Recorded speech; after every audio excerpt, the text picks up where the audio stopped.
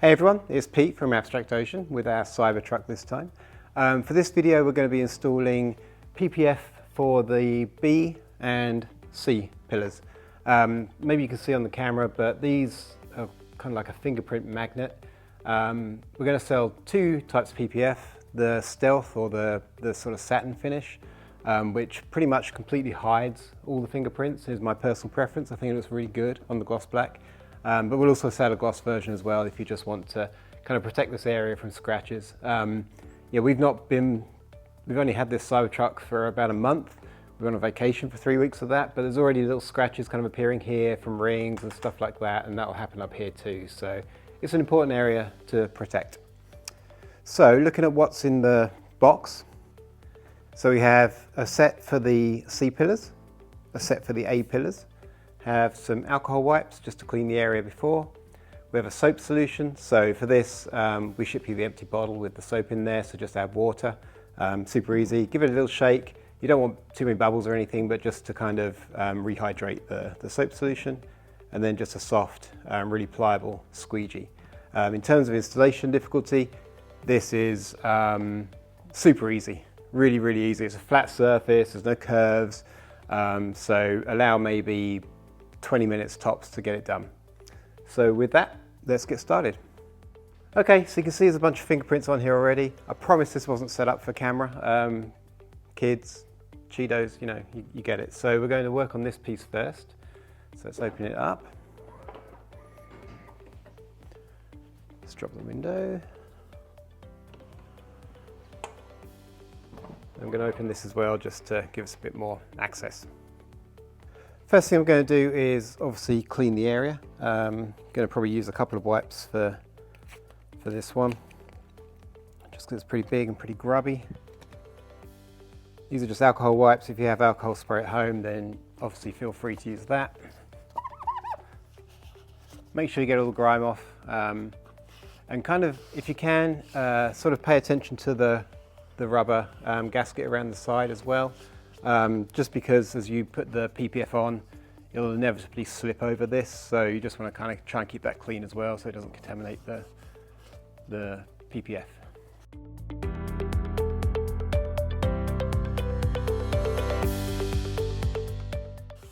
I've got some shop rags as well, mostly for cleanup afterwards, but if you need to kind of polish the surface, you really want a good shine on this, then just grab something that's lint free, because we don't want to put any more fluff underneath it, but you can always just get anything else off with the last of the alcohol wipe.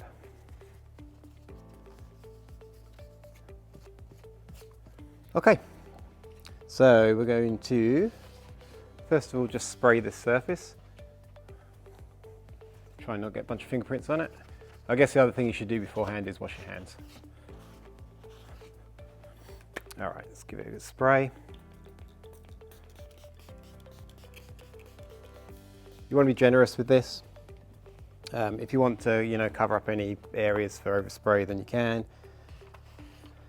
And then we're going to first peel off the button. Kind of keep it oriented properly, so you know the shape is relatively symmetrical. So just so you don't lose track of the positioning for your film. I'm going to spray this as well. And we're going to just get a bit more down there. And we're just going to float that on there, like so. So you see it slips around nicely, that's what you want. So I'm just going to position that for now, get the big piece on.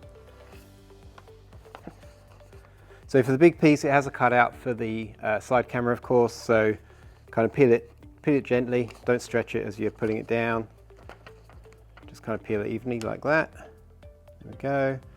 Give that a spray as well.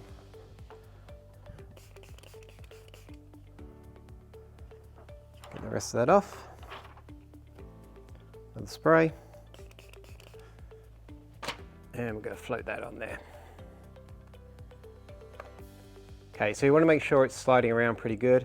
That's not sliding around as good as it should be, so I'm just going to peel that down, get a bit more underneath it. Okay, that's good.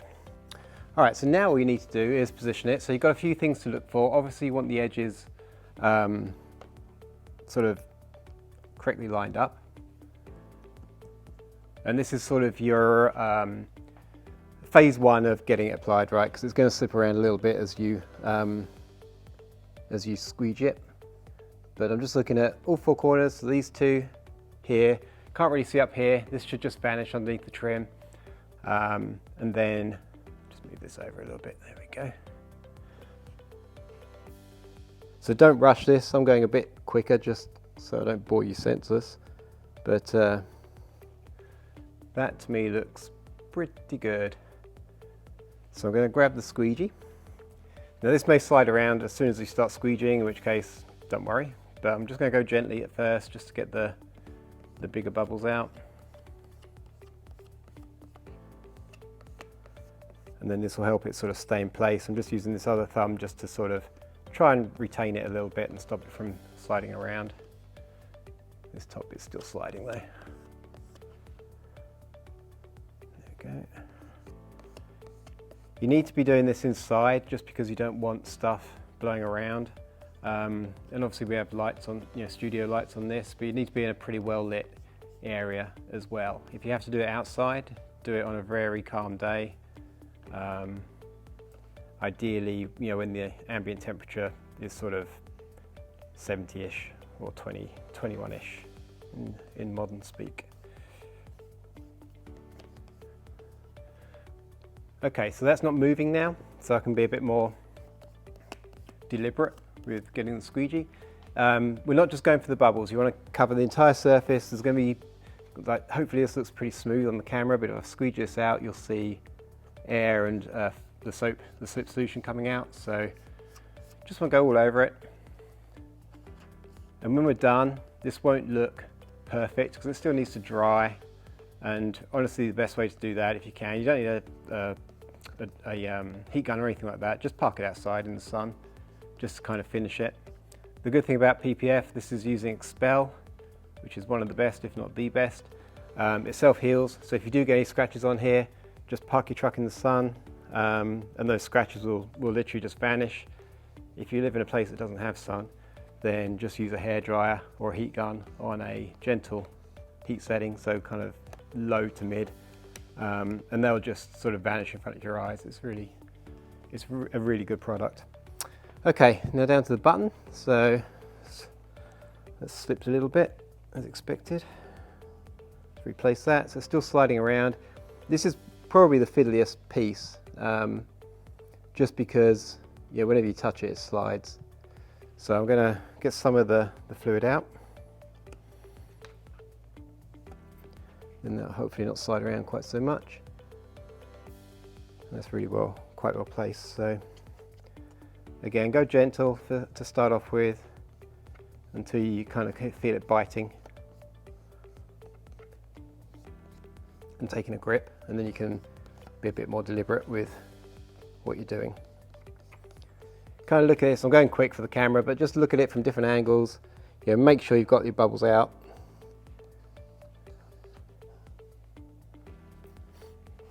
Okay, let's give that a wipe.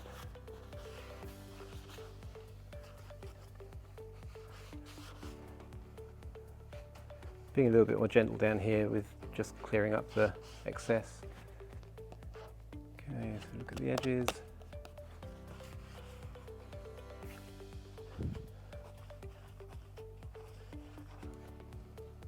Watch that edge there. So once applied, we're just going to do this side for the video, but once you've done all 4 pieces, or I guess 8 pieces, let it sit again. Outside is ideal, but if not, then just let it rest for, probably 6 to 12 hours if you can, especially if the weather's not nice outside, because you want the PPF to not get contaminated and just to take a good hold on things.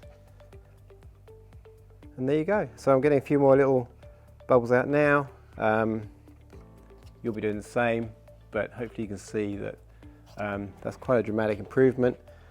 You saw my fingerprints earlier, kind of as I was cleaning up, so as best I can do, there's no fingerprints showing up, so it's a really good product for that.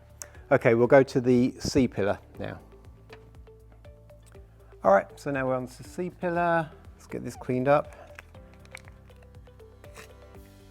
The difference between this and the B pillar is there's a sort of a rubber gasket weather seal here. So we've cut the PPF so you don't have to tuck it underneath this. This piece, I mean, it does move, but not very much. But if you find that you've got a bit of an overhang here, then you may just need to lift the rubber a little bit. But I don't think you will, but it sort of depends on Tessa's build tolerances, and you know, we all know how they are, especially with early builds, so just watch out for that.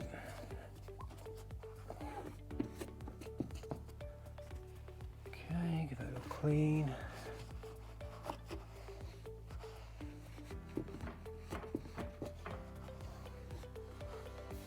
All right, that's looking good. I'm going to stuff a rag just up underneath here just to kind of catch some of the soap.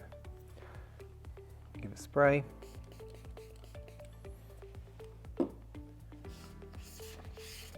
Get the piece again, going to do the button first, just to place that. The only reason I'm doing the button first is it just gives it a minute to sort of dry off because it's such a small piece. It's a bit of a fiddle to work with. Oops. Don't forget to be cognizant of the right orientation, especially for the button piece, because it's almost square and yet it's not at all. Well, almost a rectangle, I suppose.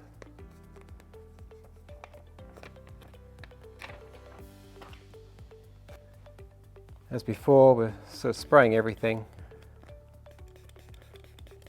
Don't be shy about using the soap solution. If you need to make your own, then it's literally just 5% soap, dish soap, and the rest is water.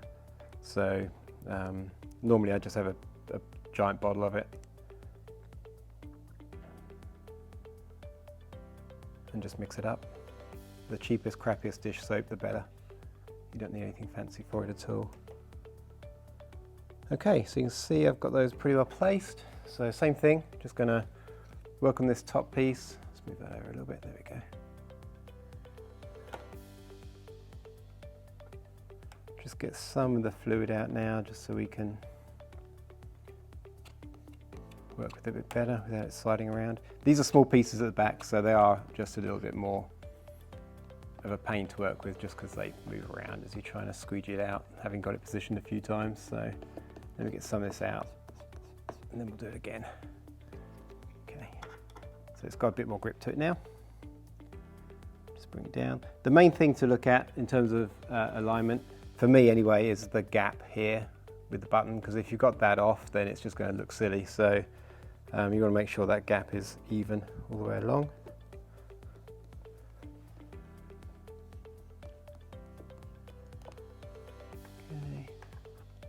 Good.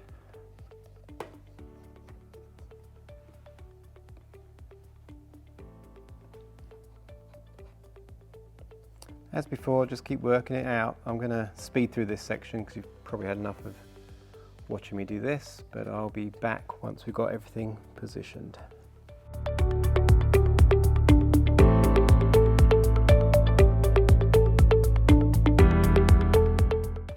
Okay. So there you go, that's the C pillar done.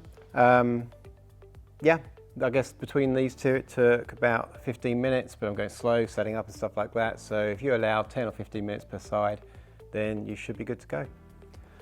Okay, so real quick, kind of wanted to show you the finished product. The truck hasn't been outside, hasn't had any heat applied, so I can still see a few little bubbles under here which need to work out. They'll all work out very easily, so don't worry about those. But just wanted you to see kind of the before and after. I'll post a photo up now of the before, but it looks so much better now. I think as a finish, Tessa really should consider just ditching all the black shiny stuff and just going with a satin finish, but it's just much, much nicer. But you will see in different lights a few more bubbles accumulating. The smallest ones will just vanish as the liquid underneath evaporates, so don't worry too much, but just work it out and you'll be done. All right, that's it. Thanks for watching.